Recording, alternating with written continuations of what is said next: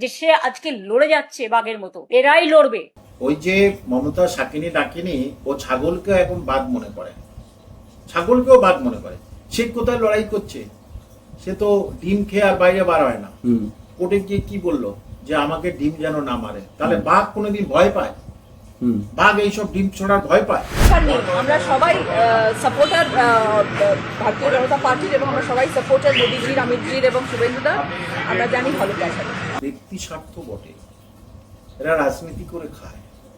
আমার মতো শিক্ষকতার পেশায় খায়, রাজনীতি করে এরা খাবে কি করে? তাহলে এক দল থেকে আরেকটা দলে ওর যেতে হবে, এটা খুব স্বাভাবিক। সুতরাং যে রাজনীতি করে খায় তাদের তো এটা খুব স্বাভাবিক, করতেই হবে, এটা ছাড়া কোনো উপায় নেই। সুতরাং ওরা এটা করবে, এই পাল্টাপাল্টি করবে, করে যাতে একটা টিকিট পায়, এইসব পায়, তাতে যদি কিছু হয়। এছাড়া অন্য কোনো অনুব্রত কেন বলছে অভিষেকের জন্য আমার এই হয়েছে? একদমই। আজ থেকে 2024-এ যখন আমি দল থেকে রিজাইন দিলাম, এই সব দেখে দু তিন মাসের মাথায় তখনই অনুব্রত আসতো আমার পেছনে লেগেছে। কই তখন তো কিছু বলতে পারিনি। এই যে কি ওই যে ওলাফলি, ওরাও আমার পেছনে লেগেছিল, তখন তো কিছু। আজকের বলছে অভিষেক এইসব শেষ করেছে। আমি তো জানতাম অভিষেকটা বদের গোড়া, ও বাংলার অন্যতম সেরা বিষাক্ত একটা ছেলে।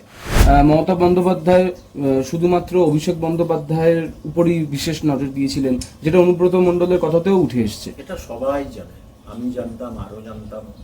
ওই শয়তানটার উপরে কালপিট কেউ নেই। আমি তো আগে বারবারই বলছি, আমাকে দিয়ে মাদ্রাসা বিকমের চেয়ারম্যান করে 12 কোটি টাকা বছরে চেয়েছিল। আমি পারিনি, রাজি হইনি, আমি চলে এসেছি। আমি রাজি হইনি, আমি চলে এসেছি।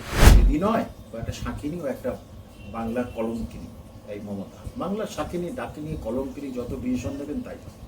আর অভিষেকের দুনিয়ার সবচেয়ে বড় ডাকাত যদি থাকে, তার অভিষেকের উপরে কেউ নেই। ওই রকম, ওই কম বয়সে ওর এইরকম ধরনের দুর্নীতির হাত পাকিয়েছে ওই ছেলেটা। ওই অশরীরী আত্মা দুজন আছে, মমতা আর ওর ভাইপো। সুতরাং এই অশরীরী আত্মাকে ভারতবর্ষের মানুষ, পশ্চিমবঙ্গের মানুষ চিনে নিয়েছে। আমাদের মাটির সঙ্গে বেমানান এই শয়তান দুটো।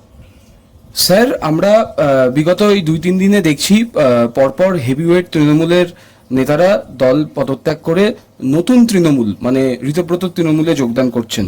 সেখানে নাম রয়েছে অনুব্রত মণ্ডল এবং মদন মিত্রের। এই বিষয়টা নিয়ে স্যার কি বলতে চাইছেন? দেখুন, এটা আমজনতা জেনে গেছে যে এরা বহু পাপ করেছে, বহুজনের ক্ষতি করেছে, সমাজের ক্ষতি করেছে, যেখানে পেরেছে সেখান থেকে টাকা ইনকাম করেছে, তোলাবাজি করেছে এক শ্রেণীকে দিয়ে। এখন ওরা জানে যে ইডি সিবিআই আমাদের খাঁচায় ভরবে। তাহলে এই দলে গিয়ে অন্তত পক্ষে বিজেপির কাছে মেসেজ দিতে পারি যে আমরা কিন্তু ওই দলটা করি না, ঘেন্না করি। কিন্তু মানুষের যে ক্ষতি করে এসছে অনুব্রত, আজকের অনুব্রত কেন বলছে অভিষেকের জন্য আমার এই হয়েছে? একদমই। আজ থেকে 2024-এ যখন আমি দল থেকে রিজাইন দিলাম, এই সব দেখে দু তিন মাসের মাথায় তখনই অনুব্রত আসতো আমার পেছনে লেগেছে। কই তখন তো কিছু বলতে পারিনি। এই যে কি ওই যে ওলাফলি, ওরাও আমার পেছনে লেগেছিল, তখন তো কিছু। আজকের বলছে অভিষেক এইসব শেষ করেছে। আমি তো জানতাম অভিষেকটা বদের গোড়া, ও বাংলার অন্যতম সেরা বিষাক্ত একটা ছেলে। তা এখন তোমাদের কেন মনে হয়েছে টাকা পয়সা সব তো নিয়ে নিয়েছি? কত গম কল, কত চাল কল, কত কি কিনেছে, কত জমি কিনেছে, সে তো আমরা সবাই জানি। আজকে তুমি তার খারাপ বলছো, তার নাম ভাঙিয়ে তুমি তো খেয়েছো, আর তুমি অনেক টাকা তাকেও দিয়েছো, এটা সবাই। হ্যাঁ, উনি তো বলেওছেন যে 3-3.5 কোটি টাকা করে মানে পাথরের সংক্রান্ত বিষয়ে দেওয়া হতো তৃণমূলে। এখন সেটা পরবর্তীকালে 40 লক্ষতে নেমে এসেছিল। একটা কমেন্টও উনি করেছেন। হ্যাঁ, তাহলে ও তো সমভাবে দোষী। তাহলে তিহার জেল খেটে এসছে, এবারে উচিত ওকে এবং ওর মেয়েকে, যে স্কুলে যেত না মাইনে পেত, তাহলে তার তো জেল হওয়া একান্ত দরকার। এটি তদন্ত করা উচিত। এবং আরেক দিক থেকে ববি হাকিম, যত ইলিগাল বিল্ডিং, ওর অনুমতি ছাড়া কোনোদিন এইসব বিল্ডিং হতে পারে না, সেগুলো হলো কি করে? পেছনে বলছি অরূপ বিশ্বাস থেকে শুরু করে আরো অনেকে, এই যে সায়নী কর্ণম ঘোষ, এ কি কম ছিল? হুম। তাহলে সায়নী কর্ণম ঘোষ আজকে বড় বড় ডায়লগ পাচ্ছে, কথা বলছে, সব পুরনো দুর্নীতিতে পড়ে গেছে। সেই দুর্নীতি থেকে নিজেরা মুক্ত হওয়ার জন্য এখন এইসব কথা বলছে। এদিকে মদন মিত্র এই কথাটা বলেছেন যে অভিষেক বন্দ্যোপাধ্যায়কে দিয়ে বিজেপিকে হারানো যাবে না। তিনি নাকি বারবার এই কথা বলেছিলেন। সেক্ষেত্রে কি উনি পরিষ্কার করতে চাইছেন যে মমতা বন্দ্যোপাধ্যায় শুধুমাত্র অভিষেক বন্দ্যোপাধ্যায়ের উপরই বিশেষ নজর দিয়েছিলেন, যেটা অনুব্রত মণ্ডলের কথাতেও উঠে এসছে? এটা সবাই জানে, আমি জানতাম, আরো জানতাম। ওই শয়তানটার উপরে কালপিট কেউ নেই। আমি তো আগে বারবারই বলছি, আমাকে দিয়ে মাদ্রাসা বিকমের চেয়ারম্যান করে 12 কোটি টাকা বছরে চেয়েছিল। আমি পারিনি, রাজি হইনি, আমি চলে এসেছি। আমি রাজি হইনি, আমি চলে এসেছি। তো তখন তো ওরা বসে বসে টাকাগুলো তুলে দিয়েছিল কেন? আমার প্রশ্ন এটাই। অনুব্রত, ববি, অরূপ, তোমরা এইসব কেন এইসব করতে? তাহলে তখন তোমরা খেয়েছো, টাকা পয়সা তুলেছো, হ্যাঁ, এখন তোমরা দিদি থেকে সরে যাচ্ছ। হ্যাঁ, ও তো দিদি নয়, ও একটা শাঁখিনী, ও একটা বাংলার কলঙ্কিনী। এই মমতা বাংলার শাঁখিনী, ডাকিনী, কলঙ্কিনী, যত বিশেষণ দেবেন তাই। আর অভিষেকের দুনিয়ার সবচেয়ে বড় ডাকাত যদি থাকে তাহলে অভিষেকের উপরে কেউ নেই। ওই রকম, ওই কম বয়সে ওর এইরকম ধরনের দুর্নীতির হাত পাকিয়েছে ওই ছেলেটা। সেখানে মমতা ব্যানার্জি জেনেও চুপ কেন? স্যার, আজকে কোয়েল মল্লিকও পদত্যাগ করলেন দিল্লিতে গিয়ে। তিনি বিজেপির কেন্দ্রীয় মন্ত্রী ভূপেন্দ্র যাদবের সাথে দেখাও করেছেন। আপনি কি মনে করছেন ওনাকে কি আমরা ভবিষ্যতে বিজেপিতে দেখতে পারি? আমার মনে হয় কোয়েল মল্লিক যাবে না।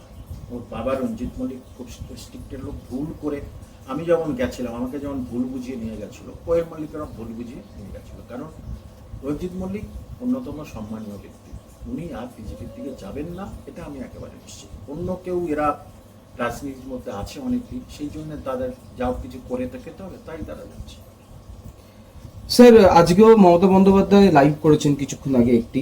সেখানে তিনি বলেছেন, এবং গতকালের লাইভেও বলেছিলেন, যে 1996 সালে যখন নতুন দল তৈরি করেছিলাম তখন সমস্ত পরিবেশটাই নতুন ছিল। 2026-এও আমি আবার নতুন করে দল তৈরি করব। যারা যারা দল ছাড়তে চাও 21শে জুলাইয়ের আগে ছেড়ে দাও। তা মানে কি বলতে চাইবেন এই সমস্ত? আমি এটা বললাম, একটা কথা বলছি, এই কথাটা মমতা ব্যানার্জিকে আমি অ্যাপ্লাই করলাম। মমতা ব্যানার্জি, তুমি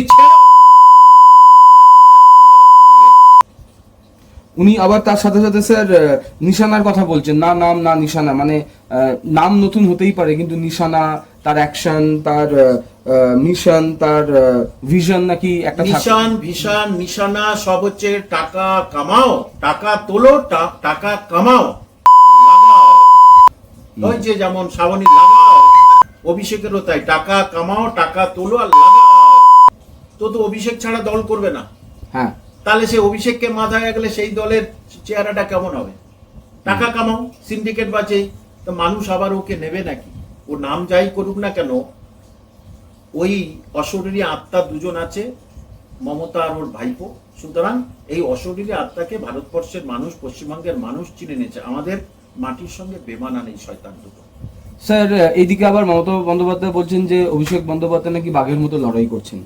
এই বিষয়টি কিভাবে দেখছেন? মানে ওই যে মমতা শাকিনী ডাকিনী, ও ছাগলকে এখন বাঘ মনে করে, ছাগলকেও বাঘ মনে করে। সে কোথায় লড়াই করছে? সে তো ডিম খেয়ে আর বাইরে বার হয় না। কোর্টে গিয়ে কি বললো? যে আমাকে ডিম যেন না মারে। তাহলে বাঘ কোনোদিন ভয় পায়? বাঘ এইসব ডিম ছোড়ার ভয় পায় না। তাহলে সে আবার গাড়িতে যাচ্ছে, সবার এরকম উপরে সিকিউরিটি রেখে, আর যাতে ডিম না মারে, তাহলে বাঘ ও ছাগলের থেকে অদম। স্যার, আজকে লাইভে আরো একটি বক্তব্য উনি রেখেছেন। এখন উনি সাধারণ কর্মী, যারা গ্রাসরুট লেভেলের কর্মী, তাদের কথা বারবার বলছেন। এই লাইভটিতে তিনি বলেওছেন যে প্রায় পুলিশের আঘাতে 100 জনের মতো তৃণমূল কর্মী মারা গেছেন, তাদের কথা বারবার বলছেন। কিন্তু এই কথাটা কি ওনার এখনই মনে পড়ছে, যখন ধীরে ধীরে সবাই ওনাকে ছেড়ে চলে যাচ্ছেন? এই কথাটা আগে কেন ওনার মনে পড়েনি বলে আপনি মনে করছেন? ওর কি মনে পড়বে? ও তো টাকা মনে পড়া ছাড়া ওর কোনো কিছু নেই। এটা বললাম, ওর কিছু করার থাকলে শয়তানটা আমাকে কম ভাবে চেষ্টা করেছে, ডিস্টার্ব করেছিল, যে সুতরাং ওর পেলে আমি জুতিয়ে লাল করে দেবো এই অভিষেকটাকে যদি আমি পাই।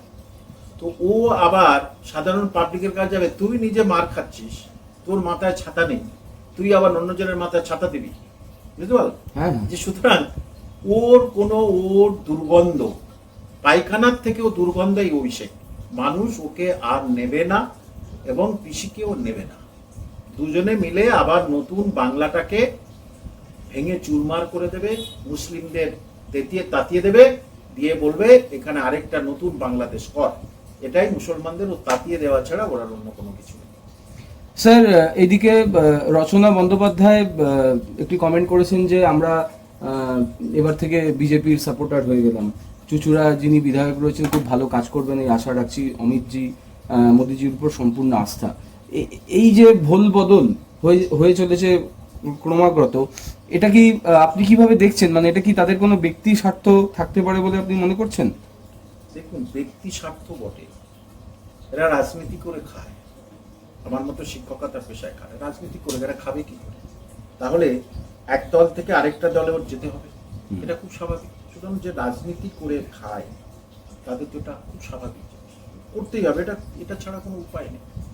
সুতরাং ওরা এটা করবে, এই পাল্টাপাল্টি করবে, করে যাতে একটা টিকিট পায়, এইসব পায়, তাতে যদি কিছু হয়, এছাড়া অন্য কোনো কিছু নেই। স্যার, 21শে জুলাই, এবারে 21শে জুলাই সম্ভবত দুটি ভাগে বিভক্ত হয়ে গিয়েছে। ঋতব্রতপন্থী তৃণমূলদের সম্ভবত মেয়র রোডে করার পরিকল্পনা রয়েছে এবং কোর্ট থেকে মমতা বন্দ্যোপাধ্যায় তৃণমূলকে বলা হয়েছে যে বিড়লা প্ল্যানেটোরিয়ামের সামনে সম্ভবত করতে। তো এতে কি মনে হয় লোক, মানে সাধারণ মানুষ কোন দিকে যেতে পারে, বা আদৌ এটা কিভাবে সম্ভব বলে আপনি দেখছেন?